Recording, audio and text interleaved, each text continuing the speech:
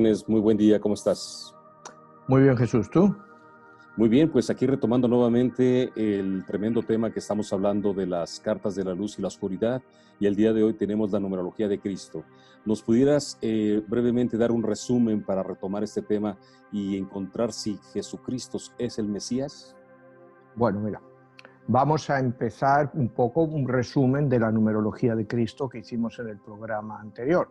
Tenemos primero que, según mis cálculos y otros cálculos numerológicos y de otros estudiosos, Jesús nació un 4 de abril del año 1, ¿no? Acuérdate que habíamos dicho que la fecha real del nacimiento de Cristo se cambió a diciembre para celebrar pues, el solsticio de invierno, que eran las grandes fiestas romanas. Entonces, cuando Roma, Constantino, en el año 325, decide que va a ser la religión oficial del Imperio Romano, pues la fiesta se traslada a diciembre. Pero bueno, vamos a partir de los números que yo creo que son los correctos, que es el 7 de abril del año 1. Tenemos que, sumando los números, nos da 12. 1 más 2, 3. Vimos que de nacimiento Cristo era un número 3. Y es el número que ejemplifica a Cristo y, como luego veremos al final, le va totalmente con la carta del sol. Después tenemos que Cristo fue crucificado también en un 7 de abril del año 34, que nos da un número 9, lo cual nos quiere decir, según los cabalistas, pues que había cumplido, según la numerología, y también algunos cabalistas, que Cristo había cumplido su ciclo completo y había acabado en 9. Pero la resurrección de Cristo se produce 3 días después, es decir, el 10 de abril del año 34, que nos da otra vez 12 y nos vuelve a dar un número 3. Y otra vez esta compaginación perfecta del 12 y el 3, los 12 apóstoles que Cristo tiene, y el 3, que es toda su vida, y al final el significado del cristianismo, que es la Trinidad, el Padre, el Hijo y el Espíritu Santo. Entonces, como hemos visto durante todo este programa, ahora vamos a ver cómo la numerología, cuidado, y aquí lo que te estoy diciendo es algo que nunca nadie ha hecho. No me quiero echar yo porras, pero nunca nadie ha podido probar a través de la numerología, cuidado, a través de ningún hecho, que Cristo era el Mesías. Se ha probado pues a través de la fe, pero la fe no es una evidencia, ¿no? Tú me puedes decir, bueno, la numerología quizá no lo sea tampoco, pero te va a sorprender que como la numerología, y utilizando otra vez los números que yo te digo que son los números de Dios, el 4-7 y el 7-4, nos demuestra que está Cristo, que es, según los números, Cristo sí era el Mesías. Y entendiendo lo que es el Mesías, porque lo que Cristo significó para los judíos, bueno, pues no significó nada, porque lo consideran un profeta más o una persona que quiso cambiar el judaísmo, pero para los cristianos el hecho de que Cristo fuera el Mesías lo representa todo, lo representa todo.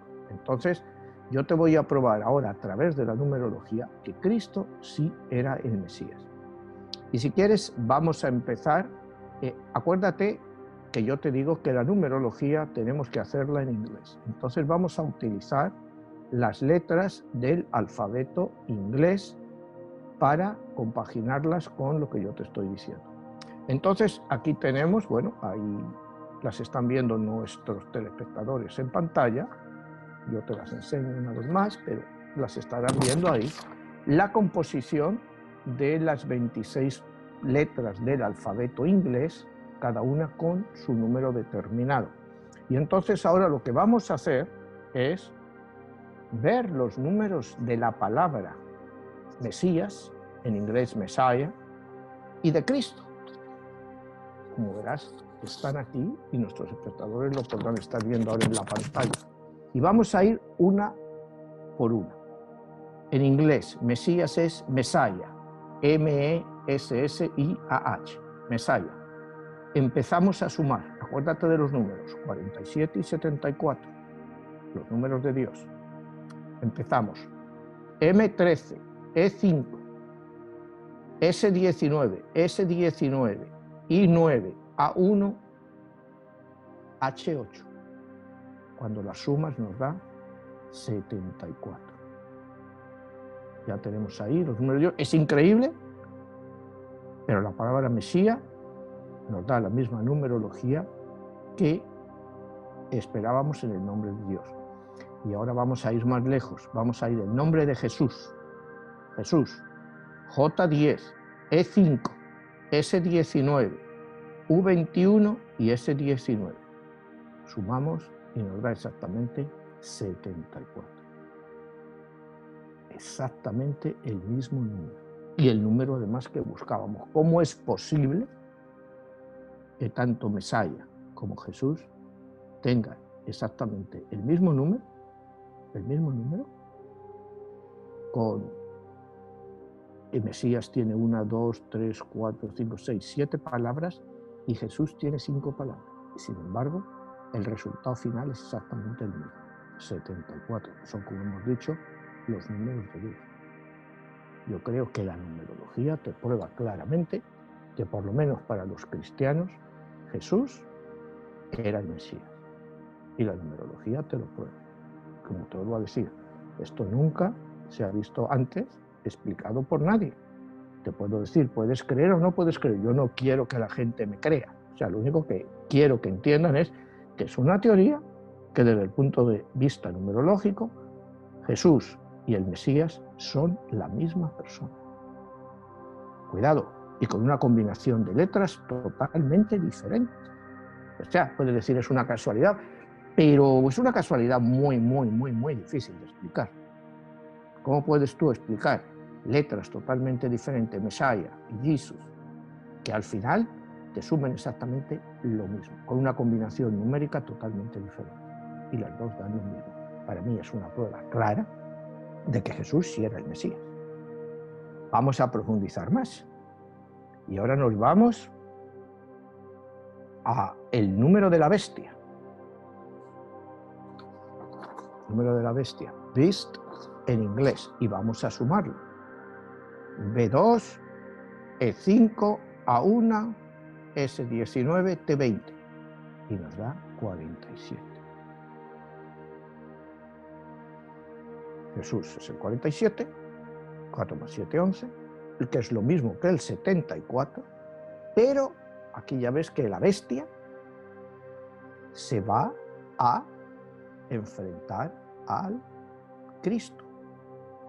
Y también por numerología, ahí lo tienes.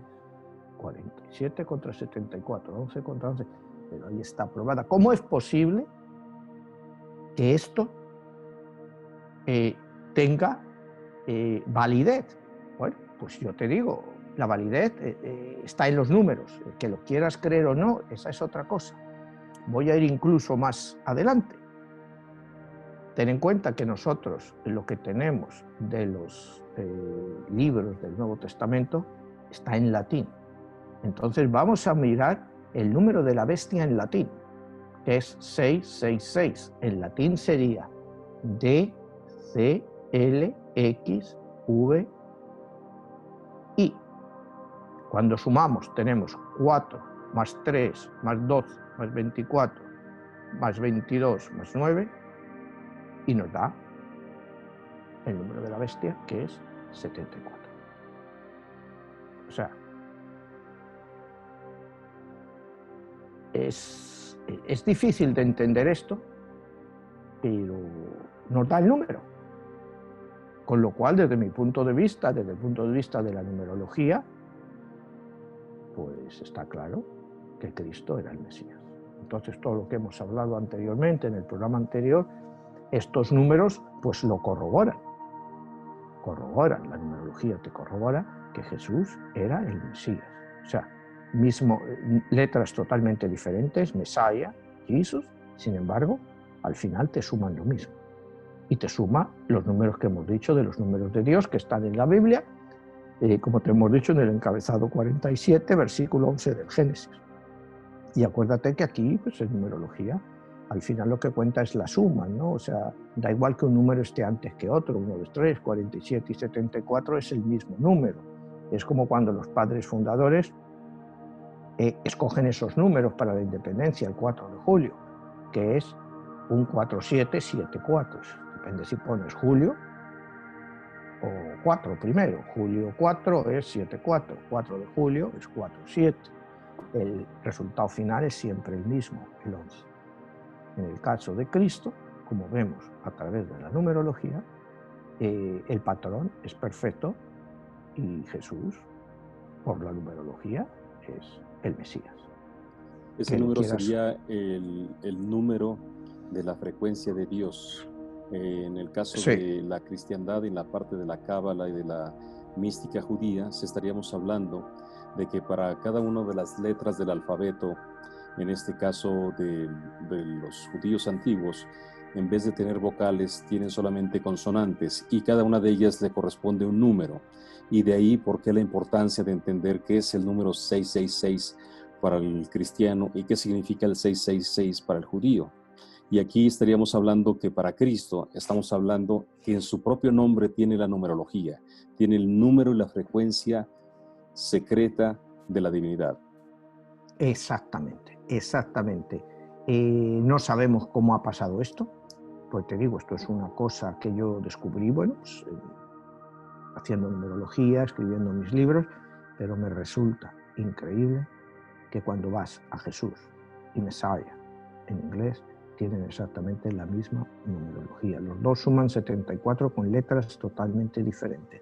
Cuando ves lo que va a ser el anticristo, el número de la bestia te suma 47, que es lo mismo que 74, pero que se va a enfrentar a Cristo. Y cuando miras el número de la bestia en latín, te da exactamente 74. Yo creo que esto es algo único, que debería ser quizá por otros profesionales más capacitados que yo, teólogos, pues estudiado a fondo. ¿Cuál es el mensaje que nos han mandado los números a través de la Biblia? Porque está ahí. Y cómo los padres fundadores de Estados Unidos llegaron a entender estos números y los utilizaron para la fundación de este país. Entonces, creo que hemos tocado un término muy curioso y muy interesante, y que sí, está por supuesto abierto al debate, pero lo que no cabe debate es que la suma de los números da eso. O sea, eso sí que nadie puede decir que no. Vendrá otra gente, bueno, pero esos números tú te los has inventado. Bueno, yo no me los he inventado. Desde que yo inicié mis cursos, mis libros, hace 20 y tantos años, siempre he estado analizando esos números. Y finalmente he podido encontrar esto, que realmente te digo, reabre un debate importante en el sentido de que si Jesús era o no el Mesías, según la numerología, pues no queda duda. No queda duda, porque sería una coincidencia, prácticamente una posibilidad entre 5.000, de que esos números llegaran a ser los mismos. Pero si es que si vas y le metes la bestia y tiene lo mismo, y si encima le metes en latín, que es como tenemos los evangelios, o sea, las copias que nos llegaron a nosotros, los originales, se supone que todos estaban escritos en griego, ¿no? O sea, yo recuerdo cuando yo era pequeño, me decían que los tres primeros, o sea, Marcos, Lucas y Mateo, estaban escritos en arameo y el de Juan estaba escrito en griego. Hoy en día, cualquier historiador que ha estudiado te dice que todos los evangelios se escribieron originariamente en griego y no tenemos ninguna copia de ningún original. Todo lo que nos han quedado son pues traducciones al latín, que es donde originariamente estaba. Entonces, bueno, pues tenemos que basarnos en lo que tenemos. Y lo que tenemos nos dice claramente que Jesús era el Mesías. Y acuérdate, ¿por qué lo hago en inglés? Jesús and Messiah, porque si fuera Mesías en español no sería ya la misma suma. Es porque te digo que los mensajes hay que estudiarlos en la lengua del imperio, el imperio dominante, ¿no? O sea, en la época de los romanos, como hemos hablado otras veces, pues el latín no era la lengua culta, todo se hacía en griego, la comunicación era en griego, es como hoy en día es el inglés. El inglés es pues la lengua de comunicación internacional. Sin el inglés, o sea, Pues, sí, nos podemos comunicar localmente en español con un montón de países, pero como yo te voy a decir, los mensajes reales a nivel universal nos van a venir en inglés. Mensajes locales, por ejemplo, de México, de España, sí te pueden venir, por supuesto, en español. Pero cuando hablamos de algo más global, hay que buscar una unificación, y esa unificación hoy en día es el inglés, como en la época de los romanos, pues era el griego. Siempre hay una lengua por la cual pues se van a mandar los mensajes y cómo lo pueden comunicarse con él. Pues hoy en día es a través del inglés, a través de los números, como hemos hablado otras veces, de si nos comunicamos con una inteligencia extraterrestre o más superior a la nuestra, ¿cómo nos vamos a comunicar con ellos? Pues sería a través de códigos matemáticos, ecuaciones matemáticas, porque las lenguas estarían totalmente perdidas. Entonces, en este momento, como yo veo, el mensaje que se nos ha mandado es a través de los números. Te digo, puedes creer en Cristo o no creer en Cristo, Jesús, o sea, eso, bueno, ya va en las creencias de cada uno. En este mundo, pues de los casi 8.000 millones, 7.850 millones de personas, hay 2.000 millones de cristianos. Entonces, hay 2.000 millones de personas que siguen más o menos a su forma las enseñanzas de Cristo. Entonces, estos números nos demuestran que mucho de lo que se ha aprendido, lo que hemos ido estudiando al cabo de estos 20 siglos, pues tiene una base numerológica bastante creíble. Esa es mi opinión. En el programa anterior hablábamos de la importancia del número 3 en la frecuencia de Cristo. Sí. En este caso, tú nos estás hablando, él murió a los 33 años, ya sea de una manera real o de manera simbólica. Y decías que había muerto a las 3:33, ¿verdad? Exactamente, fue crucificado a las 9:11 y murió a las 3:33. ¿Me entiendes? Siempre con los 3. Y lo que significó, y en sus viajes, siempre el número 33 y el 333. En todo momento, siempre para recalcar lo que eventualmente sería pues, la Santísima Trinidad, el Padre, el Hijo y el Espíritu Santo. Manuel, y hablando sobre tu libro y las cartas de la luz y de la oscuridad, ¿cómo puedes dejarnos entender la contrariedad? ¿Habría una carta de luz que sería la de Cristo? ¿Cuál sería la de la contraparte de Cristo? ¿Sería el de la bestia? Podría ser, pero desde mi punto de vista, las cartas de la oscuridad, pues hay muchas cartas de lo que pudiéramos llamar una bestia, ¿no? O sea, ¿qué es la bestia? Si vamos al siglo XX o si te miras las profecías de Nostradamus, las profecías de Nostradamus, para mi gusto, o sea, por mi interpretación, la bestia siempre ha sido el Islam, porque estaban enfrentados siempre, o sea, fueron muchísimos siglos de guerra y de una religión negando a la otra. Entonces, Nostradamus habla del Armagedón, que es la lucha entre el cristianismo y el Islam. Yo creo que es la deducción más lógica que hay. También se le ha identificado a Nostradamus con muchos anticristos, como tú hablas, o la bestia. Se le ha dicho a Hitler, se le ha podido hablar de Stalin. Siempre se le ha sacado algún anticristo, ¿no? Pero para mí el anticristo, como te he dicho en otras intervenciones, en otros programas, el anticristo no es necesariamente una persona, es una organización, una institución, otra religión, que va exactamente contra todo aquello que predicó Cristo.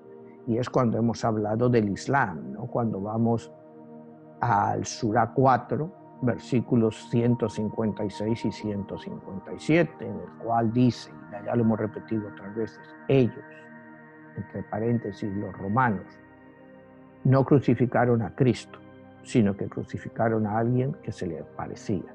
Alá le perdonó y le subió a los cielos. Si realmente eso no es el anticristo, porque si Cristo no muere en la cruz y resucita, pues el cristianismo no tiene base. O sea, ¿cuál es la base del cristianismo sin la muerte y resurrección de Cristo? O sea, se quedarían puramente, como hablábamos el otro día, pues en parábolas, en predicaciones, en una moral de vida. Sería más un confucianismo que un cristianismo, no sé si me entiendes. Si a Cristo tú le quitas la muerte y la resurrección, ¿en qué se queda la doctrina de Cristo? Bueno, pues se queda en un libro de buenas costumbres, buenas enseñanzas, llamarse los unos a los otros, comportarse bien. Sería puro confucianismo, ¿me entiendes? Sería una serie de normas que sí las tiene el cristianismo, pero la base del cristianismo es la muerte en la cruz de Cristo. Cuando se niega que Cristo muere en la cruz, pues si no muere no puede resucitar. Entonces ya no hay cristianismo. Para mí esa es la esencia en sí del anticristo, lo que la bestia, el 666, ¿no? Y como te probé en otro programa, que era pues sumando el año de la muerte de Cristo, que es el año 34, como hemos visto, y sumando pues el gran profeta del Islam, Mahoma, que muere en el 632. Cuando tú sumas 34 más 632, pues te da 666. O sea, es realmente increíble, ¿no? Como te vuelvo a decir, me podrás decir, bueno, es que con los números puedes hacer lo que quieras, puedes jugar, pero yo no estoy jugando, yo solo estoy utilizando la información que tenemos. Cristo muere a los 33 años en el año 34 y Mahoma muere a los 63 años en el año 632. O sea, ahí está. ¿Es una forma fácil de hacerlo?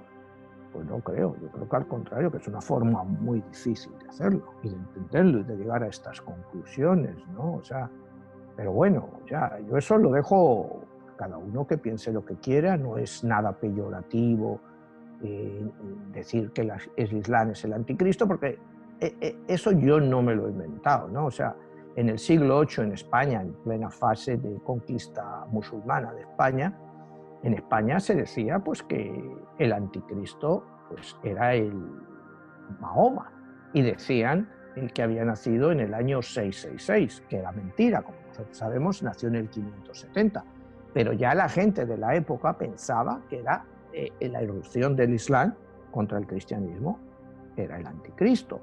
Y esto no es invención mía, esto lo ha dicho Karen Astor, que es quizá la autora de libros de religiones más conocida del mundo y a la que se le da más validez. O sea, eso lo cuenta ella, no los números, sino que en el siglo VIII en España se decía que Mahoma era el anticristo y se le atribuía erróneamente fecha de nacimiento del año 666. Pero lo que te quiero decir, que ya estaba en la mente, y en esa época ni Nostradamus todavía le quedaban 7 siglos para venir, en fin, ya estaba en la mente de muchas de estas personas que el Islam iba contra todo lo que era cristiano, ¿entiendes? Entonces, para mi punto de vista, y según mis números, pues está claro, y te digo, esto sin ser un término peyorativo, sin entender todo el número del anticristo, porque el Nuevo Testamento es un libro cristiano. Entonces, lo que atentaba contra el cristianismo, esa iba a ser la bestia. O sea, yo creo que está muy claro, lo que había era que encontrarla, nadie sabía lo que era, pero sabían que eventualmente vendría. Y a través de mis números, bueno, pues doy una versión, ya te digo, me parecen muy bien otras versiones que dicen que el anticristo era Hitler o Napoleón, pero ellos en ningún momento fueron en sí contra el cristianismo.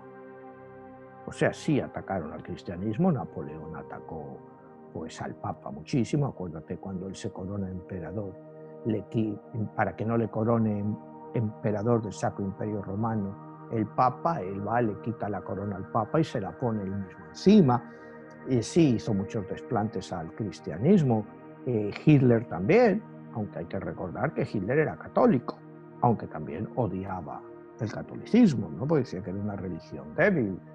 Hitler decía que las 3 personas que habían hecho más daño a la humanidad eran Moisés, porque creó el judaísmo, Cristo, porque creó el cristianismo, y Marx, porque creó el marxismo, el comunismo. y los 3 eran judíos. Y decía, eso es lo peor que le ha caído al género humano, ¿no? O sea, 3 personas. Y bueno, pues será su punto de vista, pero que mató mucha gente en la Segunda Guerra Mundial. Pero bueno, no sé si eso le hace el anticristo o la bestia, o una de las muchas bestias que han pululado por este planeta de sapiens, ¿no? O sea, uno más, como pues, todos los que ha habido en la historia, desde Gengis Khan a cualquier otro que me quiera referir.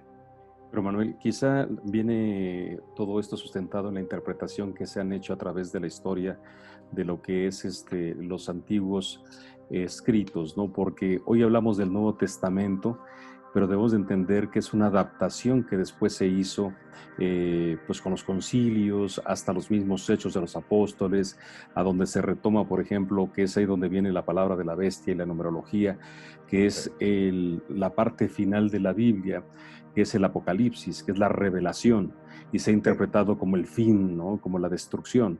Y hay quienes han encontrado que el Apocalipsis está sustentado en el libro de Daniel, y que mucho de la numerología, yo tuve la oportunidad de estar en Patmos, y ahí es a donde está la caverna, donde supuestamente Juan escribió el libro.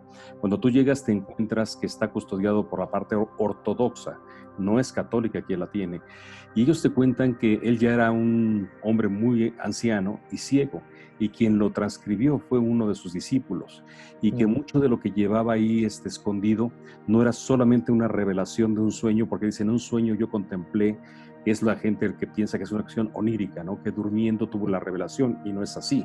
Sería la revelación de la cábala y la numerología que ya él está poniendo ahí en el Nuevo Testamento. Entonces, ¿cómo podemos entender hoy en día, 2000 años después, todo esto para poder descifrarla? ¿Qué nos dice la numerología y hacia dónde nos quiere llevar? Bueno, la numerología nos lleva siempre, como te he dicho, a encontrar un patrón de algo, un patrón de los números, que esos números se correlacionen, que vengan y que uno te marque un acontecimiento, otro te marque otro y que sean similares. Una vez que tú puedes encontrar eso, pues puedes encontrar cosas como estas que te acabo de comentar. Yo te digo, yo he encontrado la correlación entre el número 47, 74, número 11, es el patrón que he encontrado. He tratado de encontrar otros patrones, pero encontrar un solo patrón me ha llevado 20 años. No sé si me entiendes, o sea, una vida completa no me llegaría pues para tratar de encontrar cualquier otro patrón.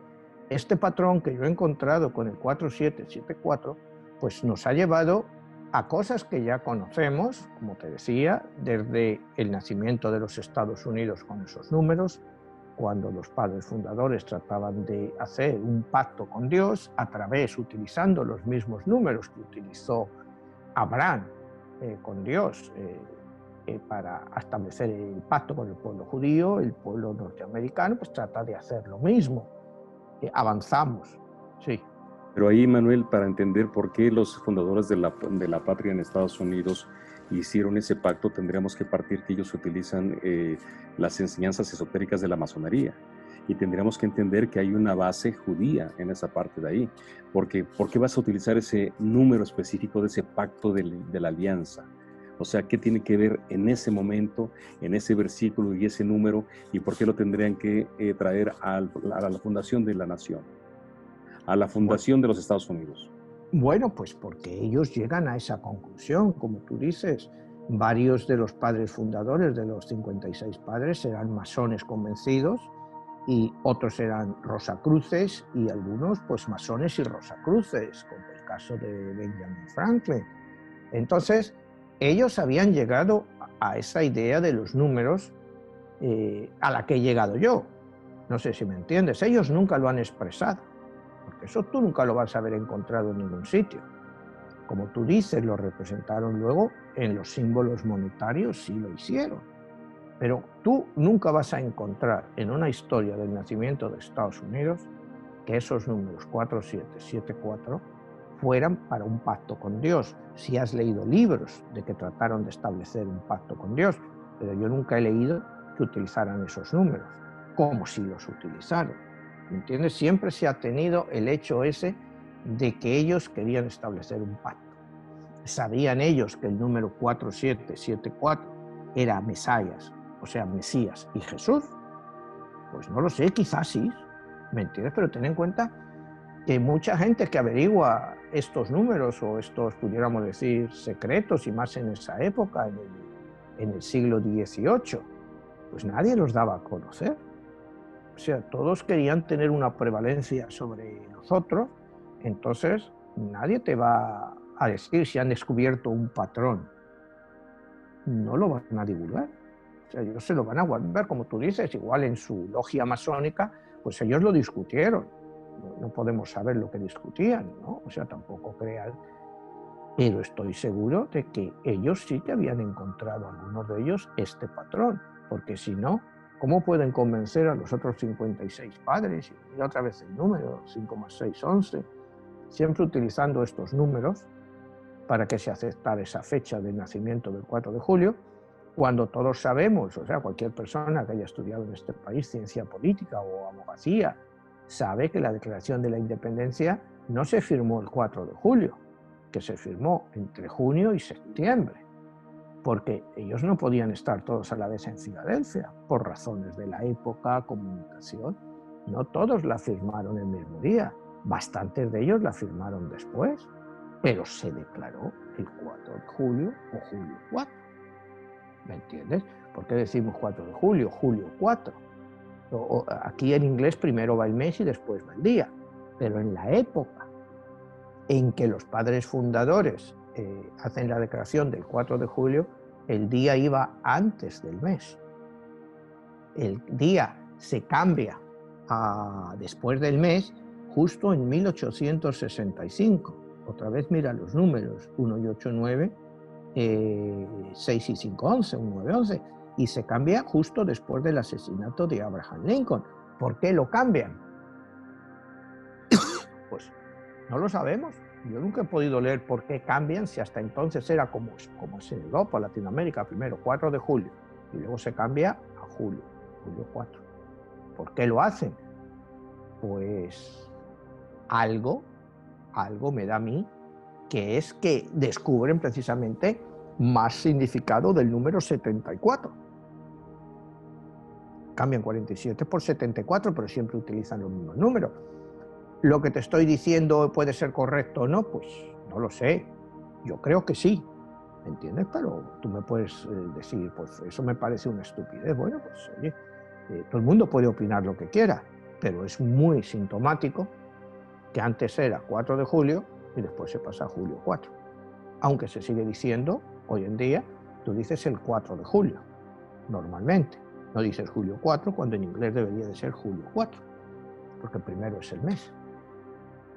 No sé si me explico, ¿no? O sea, hay muchas cosas respecto a este número, pues que han tenido variaciones al cabo de los siglos. ¿Por qué? Porque estos números siempre, ¿no? Y es porque quizá en su espíritu religioso, porque hay que entender que estos padres fundadores, como acabamos de hablar, algunos eran masones, otros eran rosacruces, pero eran profundamente cristianos. O sea, eran profundamente cristianos, ellos eran muy cristianos. Igual, ellos llegaron a la conclusión que yo he llegado, que Mesías y Jesús pues tienen exactamente el mismo número, lo cual es altamente difícil de que pueda ser real, pero sin embargo lo es. Entonces, para mí es una evidencia de que sí, Jesús era el Mesías, y te lo voy a decir, entendiendo lo que quieras entender por Mesías, el Redentor, lo que quieras, que iba a redimir al pueblo judío, pero en el momento en que él llegó al ser el Mesías, pues ya el pueblo judío técnicamente estaba redimido y empezaba el cristianismo. Pues acuérdate que Jesús en un principio, pues Jesús no creó el cristianismo. Jesús venía a modificar la religión judía. Entonces, cuando pasa esto, bueno, pues San Pablo crea un nuevo cristianismo, ¿no? Crea un nuevo cristianismo, pero que es una nueva religión realmente y que poco a poco pues se va entronizando pues como la religión mayoritaria una vez que está aceptada en el Imperio Romano, y la religión Pues que seguimos en Occidente. O sea, porque lo queramos o no, vivimos en la sociedad occidental, es una sociedad cristiana. Entonces tú puedes creer o no creer, pero los principios básicos de esta sociedad es por la que nos regimos y por la que vivimos. Y yo creo que esa es la importancia real de entender estos números, de que sí, Jesús, pues según la numerología, pues sí, era el Mesías. O sea, Mesías 74, Jesús 74. Es una combinación muy difícil, pero que te da exactamente con esos números. Y te voy a decir cuáles son las posibilidades reales de que eso pase. Una en 5000, si acaso. Fíjate las combinaciones numerológicas que tú puedes hacer con todos esos números y cambiando las letras. Y Manuel, ¿y cómo es que tú llegaste a encontrar todo esto y lo plasmaste en tu obra? ¿Qué sentido le das y en qué libro es el que lo estás exponiendo? Bueno, toda esta ideología sobre el Mesías, la numerología del Mesías, está en mi libro, pues 11, el Código Secreto. Y toda la explicación sobre la vida de Jesús y la numerología de Jesús específicamente está en 22, la Guerra de los Dioses. Y ahora que estamos hablando de las cartas de la luz, en el caso de cómo es que diferencias una y otra, porque hablas de estos personajes atroces que han estado en la historia de la humanidad, que han sido símbolos de la bestia. Y ahora que hablamos, ¿por qué escogiste a Cristo como una de las cartas de la luz y por qué la representas con el sol? Bueno, Cristo, lógicamente, pues en el mundo occidental es la persona, o como lo quieras llamar, la entidad divina, como lo quieras llamar, pues más importante de la historia. Te voy a decir que nuestra cultura es cristiana y occidental, entonces es la persona que más ha influenciado lo que somos ahora, porque ten en cuenta que nosotros vivimos en una sociedad cristiana, entonces lógicamente tenía que ser parte de mi libro, igual que otras cartas de la luz pongo a Buda, pongo también a Mahoma, por lo que ellos representaron para el avance, pongo a Krishna, que en cierto modo, como hablábamos en el capítulo anterior, es lo más parecido que hubo a Cristo, ¿no? En muchos condicionamientos de la vida y de los hechos, aunque se llevaran 3000 años de diferencia. Krishna pues se encarnó en la tierra, como habíamos dicho, la octava reencarnación de Vishnu, y como él mismo, como Dios, 3000 años antes de Cristo. Estaríamos hablando hace 5000 años, y ha tenido una grandísima influencia en una gran parte de la población, de la cual nosotros pues estamos en cierto modo alejados, ¿no? Porque nosotros vivimos en nuestro propio mundo, entonces pues consideramos que el hinduismo y todo eso, bueno, pues que está bien para la India, ¿no? Pero para el mundo occidental, pues ya tenemos el cristianismo y todas sus variantes. No solo hablar de un solo cristianismo, ¿no? Hay muchas variantes del cristianismo y todos al final pues tratan de interpretar pues la obra de Cristo, como te digo, plasmada en los evangelios, pero por personas que no conocieron a Cristo. ¿Me entiendes? El único que hay los hechos de los apóstoles es lo que más acerca a lo que era la época de Cristo, no porque es reciente a la muerte de Cristo, pero todo lo que es la doctrina cristiana la hizo San Pablo. De los 28 libros que componen el Nuevo Testamento, 14 se le atribuyen a San Pablo. 7 consideran los expertos que sí son reales, y los otros 7 que se le atribuyen pues pueden ser reales, escritos por él o por alguien muy cercano a él. Y es ahí donde se marca lo que es la doctrina del cristianismo.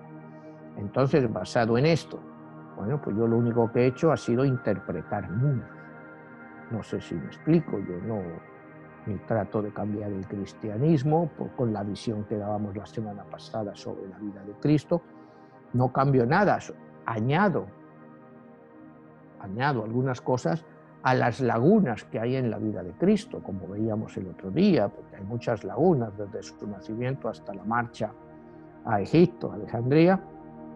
Pues realmente no sabemos nada en los años siguientes, hasta solo como te decía, a los 13 años en el Evangelio de Juan, que es también el que escribe el Apocalipsis, en cual Cristo Jesús con 13 años se pierde en Jerusalén. Es lo único que sabíamos hasta que vuelve a predicar, empieza a predicar a los 30 años. Yo lo que trato en mi novela es de rellenar esos años perdidos de Cristo, pues con estudios que he hecho, libros que he leído, información que he ido sacando, utilizando, como te decía, los evangelios apócrifos, que hay muchísimos de ellos, y que también pues tienen puntos muy válidos y posiblemente muy reales, ¿no? Porque cuando en el concilio, me parece que fue en Nicea, cuando en el 340 y tantos, cuando se deciden los libros sagrados que van a componer el Nuevo Testamento, pues te cuentan cómo se hizo, ¿no? O sea, acuérdate que había muchos libros, de muchos, estaba el Evangelio de María Magdalena, el Evangelio de Judas, el Evangelio de Pedro, en fin, había una infinidad de evangelios que hemos ido encontrando posteriormente, sobre todo en Qumran y los manuscritos del Mar Muerto. En ese famoso concilio de Nicea, pues se plantean qué libros van a poner en la Biblia como los libros finales. Y entonces llegan a la sabia decisión de que sea el Espíritu Santo el que decida. Entonces, pues dejan en una mesa, pues no sé si había 50 libros, entonces eran manuscritos, ¿ya? ¿Cuáles van a formar parte del Nuevo Testamento? Al día siguiente, cuando llegan los santos padres, todos estos, los cardenales, obispos, pues ven que ya solo hay 28. Entonces, pues el Espíritu Santo ha hecho desaparecer los otros libros. Entonces, el compendio del Nuevo Testamento pues son esos 28 libros que quedan, que son realmente los que nosotros conocemos y que hasta bien entrado el siglo XX no habíamos tenido acceso a los evangelios apócrifos, porque acuérdate, pues habían estado enterrados mucho tiempo en el desierto, en sitios, y se descubrieron pues por casualidad, ¿no? Entonces eso dio otra visión, que ya pues bueno, pues muchas cosas pues la Iglesia considera pues que son quizá históricamente algunos de ellos atractivos, como describía, pero que no deben de ser parte del código canónico. Pero en fin, ya estamos hablando de otras cosas, ¿no? Para mí el punto que quería hacer es que la numerología nos demuestra que Cristo, Jesús, era el Mesías. ¿Lo crees? ¿No lo crees? Bueno, yo solo te he dicho unos números y todos esos números tienen el mismo patrón y coinciden. Y coinciden desde el Génesis, la muerte de Cristo, el nacimiento, la resurrección. O sea, hay mucho en común con esos números. O sea, yo no me los he inventado. O sea, pues si tú te vas al Génesis, encabezado 47, versículo 11, pues yo no le he puesto el encabezado 47, ¿no? Eso está en la Biblia judía. Y yo no he puesto la independencia de Estados Unidos un 4 de julio para tratar de hacer un pacto, ¿no? Y el nacimiento y la muerte de Cristo, pues en el nacimiento, los números que yo te digo de 7 de abril, pues quizás sea más controversial, pero no es tan controversial si tú te miras el propio Nuevo Testamento, todos los problemas que hay al definir el clima, la temperatura que hacía, la famosa estrella de Oriente que ven los magos, y lo que decíamos el otro día, los Reyes Magos famosos, los 3 sabios, como los quieran llamar, tardan 2 años en llegar. O sea, nosotros la historia nos decían que estaban adorando y le ofrecieron oro, incienso y mirra, cuando realmente tardaron 2 años en llegar. Entonces, pues bueno, los propios evangelios se han permitido pues muchas libertades para cortar los tiempos, ¿no? Porque ver una estrella en Oriente y esa misma noche ya están ahí los 3 que venían buscando la estrella que la habían visto de hacía mucho tiempo, pues que les anunciaba el nacimiento del Mesías, ¿me entiendes? Y llegan justo el mismo día, pues son cosas que entonces no tiene sentido porque Herodes mata a los niños que tienen menos de 2 años, tendría que haber matado a los que tenían 1 año, ni 1 año, 1 mes, porque habían llegado para eso, ¿me entiendes? Pero ellos llegan 2 años después, pues cuando se marchan a Egipto. Pero bueno, volviendo ya a lo que es en sí la novela, la parte final, vamos a describir pues lo que es la carta que Jesús llevó en esta guerra entre dioses, ¿no? Como te digo, él vino como él mismo, como uno de los 22 dioses de mi novela. Y te aclaro otra vez que en mi novela solo de los 22 dioses, 2 dioses se reencarnan en la tierra como ellos mismos. Uno es Jesús y el otro es Krishna, los dos que se parecen más. Entonces, en mi libro, la carta que jugó Jesús fue la carta del sol. ¿Okay? Es la carta del sol. Es la carta número 19, que cuando la cambias un 9-10 te da el iniciador otra vez, ¿no? Representa el optimismo y la plenitud como fuente de toda vida en la tierra. Esa es la carta del sol y eso es, en cierto modo, lo que Cristo vino a traernos: plenitud, fuerza de vida. Cuando sigues al sol, vas siempre en la dirección correcta. Ese es el mensaje de esta carta. El sol no es una ilusión, es algo real. Representa el éxito, el brillo, la abundancia. Por eso es la fuerza de esta carta en mi libro. El niño que aparece en esta carta está desnudo porque no tiene nada que ocultar. Es como murió Jesús, desnudo. El niño cabalga en un caballo blanco en esta carta, que representa la pureza de espíritu. Bienaventurados los que tienen un corazón puro, porque ellos verán a Dios. O sea, como ves, esta carta representa perfectamente lo que es el sentido de toda la doctrina de Cristo. En la carta del sol, por supuesto, representa iluminación, entendimiento, encontrar sentido en el caos y revelación de la verdad. Este es el punto básico del cristianismo. Es exactamente lo que hizo Jesús. Acuérdate cuando le dicen: salvarnos, Señor, que perecemos. Y Jesús se levantó y regañó al viento. Y el oleaje y esto se detuvieron. Eso es cuando estaban pescando, no sé si te acuerdas de eso. Y la calma volvió. La carta del sol ayuda a la persona a experimentar la grandeza y a lograr el protagonismo al dar un ejemplo destacado, tal y como hizo Jesús. Hermanos, sed mis imitadores y mirad lo que así anduvieren para que sean tenidos como ejemplo. Te estoy diciendo solo frases de Cristo que están en el Nuevo Testamento. En la carta esta también se ve al niño llevando un estandarte naranja en su mano izquierda, donde muestra que el control ha pasado del consciente al inconsciente. Los girasoles dibujados en el fondo de la carta del sol representan la vida y la fructificación del espíritu bajo la nutrición del sol. Yo soy el pan de vida. El que viene a mí nunca tendrá hambre, y el que crea en mí nunca tendrá sed jamás. O sea, son puras afirmaciones de la carta del sol.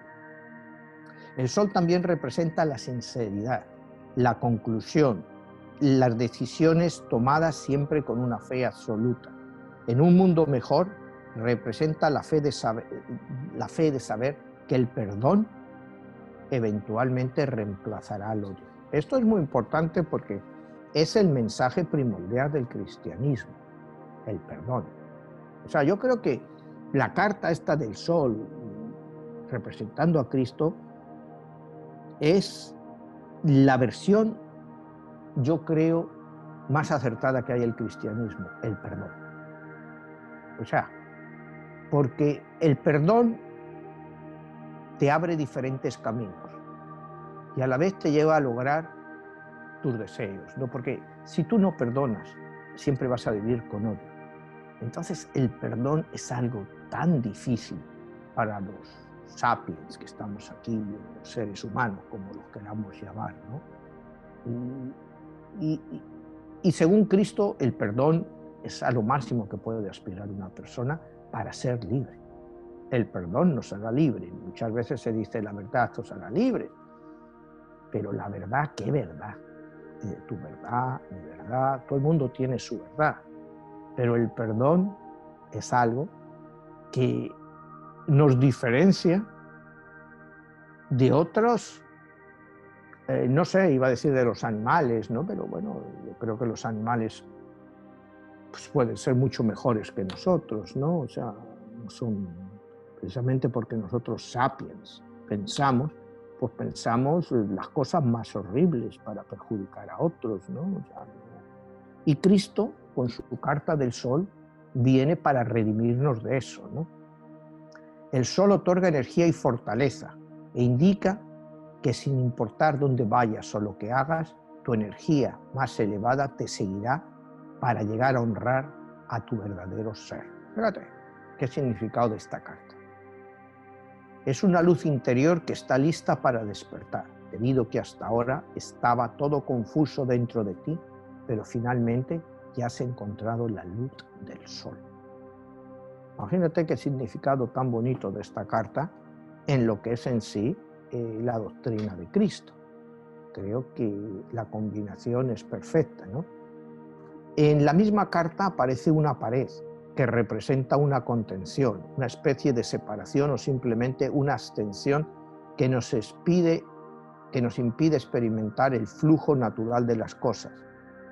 Este muro nos recuerda que si nos aislamos de la energía vivificadora del sol, estaremos imposibilitados de recibirlo. Fíjate el significado de esta carta, lo que nos dice esta carta. Nunca debemos construir paredes contra la luz del sol. Siempre existe una oportunidad para derribar los muros que hemos construido alrededor de nuestros corazones. Como decía Jesús, pero la semilla germina en el suelo fértil. Esos son los que han oído la palabra en un corazón bueno y honesto, la plantaron y cosecharon los frutos en la perseveración. ¿Qué más tiene el sol? Como sabemos, la carta del sol representa abundancia, alegría, productividad, éxito, logro personal y nos indica que también se pueden alcanzar objetivos personales. El sol es el potencial de cambiar la vida de todos. Cristo predica usando estas palabras. En verdad os digo que es más difícil que un rico entre en el reino de los cielos que un camello entre por el ojo de una aguja. ¿Qué nos está diciendo Cristo con eso? Bueno, pues está diciendo que tienes que ayudar a los semejantes, tienes que ayudar a los pobres. Tampoco creo que haya que llevar esta expresión al máximo, ¿no? O sea, esta expresión se ha empleado mucho, pues, en el radicalismo y lo utilizaron, pues, como Francisco de Asís, que vendió todas sus cosas, se las dio a los pobres y se fue a predicar. No creo que el mundo esté hoy para eso, ¿no? Pero sí para tener compasión de los más débiles, que es lo que nos indica esta carta del sol. Como sabemos, el sol es el centro de la Vía Láctea y es el símbolo a la vez del trono del Padre. Cuidado, el trono del Padre, el Hijo y el Espíritu Santo. El sol posee una masa que es 333 veces la masa de la Tierra. Fíjate qué curioso. La masa del Sol es 333 veces la masa de la Tierra. Fíjate por qué ese número. El número 3 significa Dios o verdad.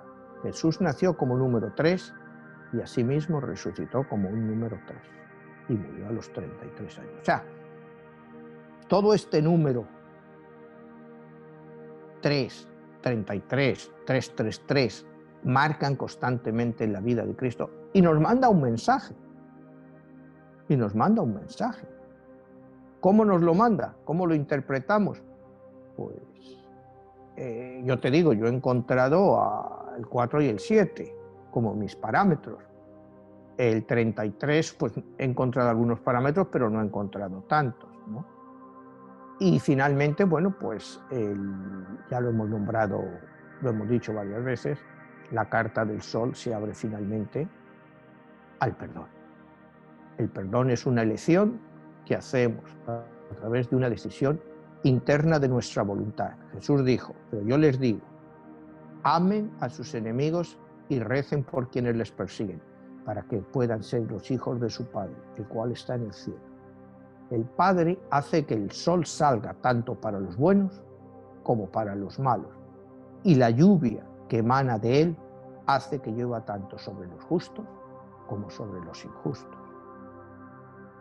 Esto ya es una interpretación teológica de la cual pues yo no me atrevo a opinar, ¿no? Pero creo que entiende claramente que vivimos en un mundo de muchas inconsistencias, donde hay gente que se favorece más de otras, sea justo o injusto, y desgraciadamente pues vivimos en un mundo de muchas injusticias, donde gente malvada pues la vemos en unas posiciones, históricamente, ya no te hablo de esto, sino siempre pues la gente más malvada pues ha ocupado unas posiciones de gran prestigio. Antes era el guerrero más violento, pues era el que mandaba, no el que era mejor persona, sino el que era más fuerte y tenía los mejores ejércitos, pues siempre ha sido el que ha tomado pues la última decisión, ¿no? Entonces, pues eso es prácticamente lo que es la carta del sol, representando a Jesús. Y bueno, pues la doctrina pues, que él nos ha dejado, como te digo, ha estado vigente por los últimos 2000 años, con altibajos, y bueno, pues es el mundo en que vivimos en una sociedad cristiana, y si queremos seguir pues unas normas y tradiciones cristianas, pues lo mejor sería pues que hiciéramos un poco más caso de las palabras de Cristo, pero ya te digo, las palabras de Cristo, pues cada uno las interpreta como quiere, ¿no? Y siempre a través de la historia, pues en muchos casos se han interpretado de una forma oscura. Hemos pasado por periodos como el autoritarismo, la Inquisición, todo para imponer la doctrina de un Salvador que murió por nosotros y resucitó. Y creo que esto es el final de la carta del sol. O sea, muy bien, Manuel. Bueno, pues hemos llegado al final. Excelente toda esta presentación, toda esta reflexión que tienes en tu libro o en tus libros. Así que, pues nada, no solamente sería reconfirmar tus redes sociales, dónde pueden encontrar estos libros, dónde los pueden conseguir.